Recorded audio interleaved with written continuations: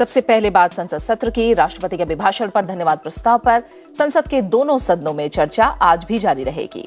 प्रधानमंत्री नरेंद्र मोदी गुरुवार दोपहर 12 बजे लोकसभा में और दोपहर 2 बजे राज्यसभा में धन्यवाद प्रस्ताव पर चर्चा का जवाब देंगे। राज्यसभा में राष्ट्रपति के अभिभाषण पर धन्यवाद प्रस्ताव पर चर्चा कल शुरू हुई। बीजेपी सांसद भूपेंद्र यादव ने धन्यवाद प्रस्ताव पेश किया।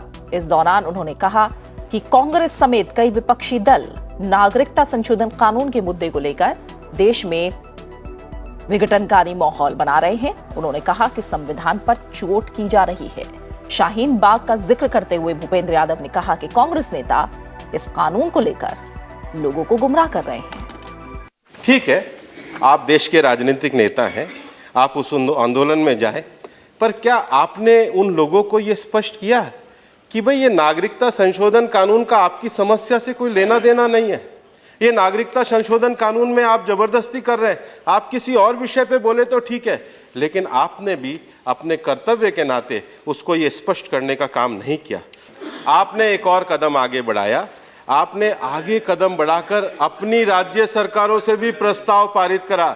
ये तो शुक्र है एक दिन कपिल सिब्बल जी बहुत ईमानदारी से कह बैठे कि राज्य सरकारों को इसको विरोध नहीं करना चाहिए। ये अलग बात है कि कांग्रेस के दबाव में अगले दिन 180 डिग्री बदल गए, पर सच्चाई यही है कि आपने वापस से संविधान पर चोट करने का काम किया है। कि जब हम देश में इकोनॉमिक इंक्लूजन के लिए जैम की जो त्रिमूर्ति है, जनधन, आधार और मोबाइल को लेकर के आए हैं, तो फिर विरोध आपकी तरफ से क्यों होता है? आधार को आपकी तरफ से सुप्रीम कोर्ट में चुनौती क्यों दी जाती है?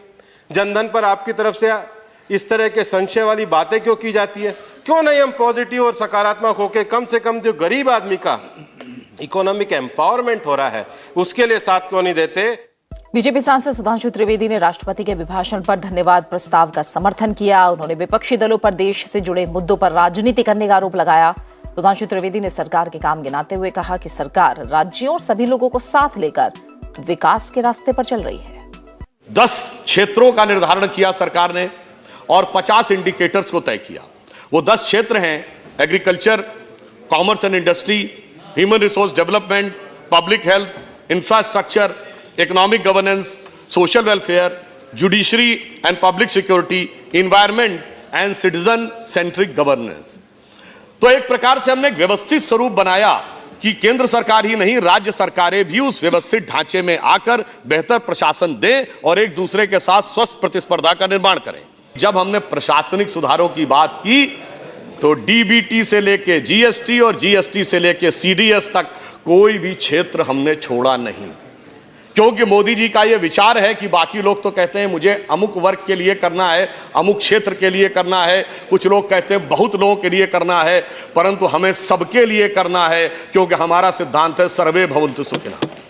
काफी ऊंचे ऊंचे हाथ उठाकर कहते थे कागज और सबूत के आधार पे ही रामलला जहां विराजमान है वह तय होगा, किसी यकीन पे नहीं तय होगा। वो आज कहते हैं हम जहां विराजमान है वहां मान लो, कागज दिखाने की जरूरत नहीं।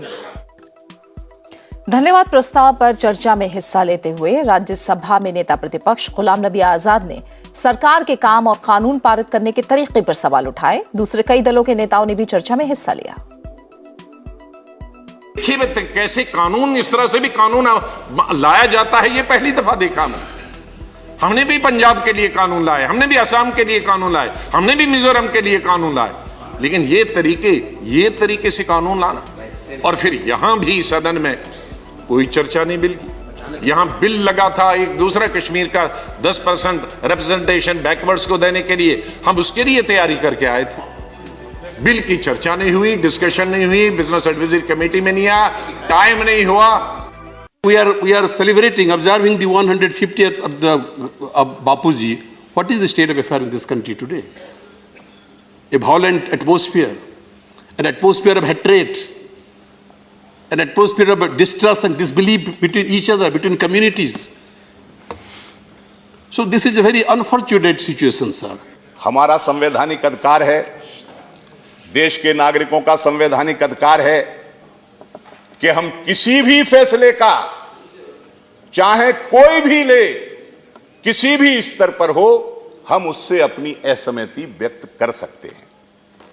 उसके खिलाफ अपने पक्ष में लोगों को मोबिलाइज कर सकते हैं। जितने सारे एजुकेशनल इंस्टीट्यूशन है, हर जगह विद्यार्थी लोग सड़क पर उतरे, मोर्चा खुले और ये सब सीएए के खिलाफ अपना प्रतिवाद और प्रतिरोध का शपथ लिया। तो क्या ये लाखों करोड़ों जनता और युवा छात्र सबको हम अस्वीकार करें? ये हमारा देश का नागरिक नहीं है, इसका बात हम सुनने नहीं चाहते हैं।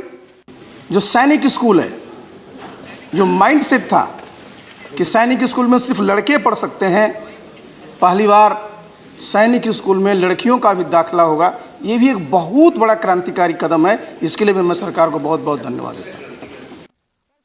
वहीं लोकसभा में आज लगातार तीसरे दिन भी राष्ट्रपति के अभिभाषण पर धन्यवाद प्रस्ताव पर चर्चा जारी रहेगी। इससे पहले कल बीजेपी सांसद दिलीप घोष ने चर्चा को आगे बढ़ाया। उन्होंने सीएए के खिलाफ देश भर में आंदोलन को राजनीति से प्रेरित बताया और विपक्षी दलों की मंशा पर सवाल उठाए। वहीं कांग्रेस सांसद शशि थरूर ने सरकार को गरीबी, अशिक्षा, बेकारी जैसी समस्याओं से निपटने की ओर ज्यादा ध्यान देने की सलाह दी। इसके अलावा विभिन्न दलों के सांसदों ने भी चर्चा में हिस्सा लिया। चर्चा पूरी नहीं हो पाई और यह आज भी जारी रहेगी। कश्मीर में हिंदू पर अत्याचार होता है तो बंगाल में कोई रैली नहीं निकलती है, कोई धरना नहीं होता है। जब बांग्लादेश पाकिस्तान में हिंदुओं पर अत्याचार होती है, कोई रैली नहीं होती है। जब पाकिस्तान में हिंदुओं का अत्याचार होता है, कोई शाहीन बाग नहीं होता है, ना तो बांग्लादेश में हिंदुओं का अत्याचार होने से कोई पाक साकस में जमावड़ा या तो सर्कस होता है। ऐसे बहुत लोग देश में हैं जो घोर निंदनीय है। इस देश की स्वाभिमान, अस्मिता का ऊपर चोट है। एक ही शख्स के हाथ में पूरा पावर आ चुका है। जो सेपरेशन ऑफ पावर्स में अदलिया थी, लेजिस्लेचर, एग्जीक्यूटिव, अब लगता है कि एक ही फर्द में ये तमाम चीजें समा जा चुकी हैं जो हमारी जमहूरियत के लिए बहुत बड़ा खतरा साबित हो रहा है। Sir, We have daunting battles to fight, Mr. Chairperson, against poverty, against malnutrition, against bigotry, against patriarchy, against illiteracy, against discrimination. You will be exposed and history will see you for what you really are, men of straw with limited vision. धन्यवाद प्रस्ताव पर चर्चा के अलावा दोनों सदनों में कई अहम कामकाज भी निपटाए जाएंगे। सांसद भूपेंद्र यादव, अमी याज्ञिक और रवि प्रकाश वर्मा सरोगेसी विनियमन विधेयक 2019 संबंधी प्रवर समिति का प्रतिवेदन राज्यसभा में पेश करेंगे।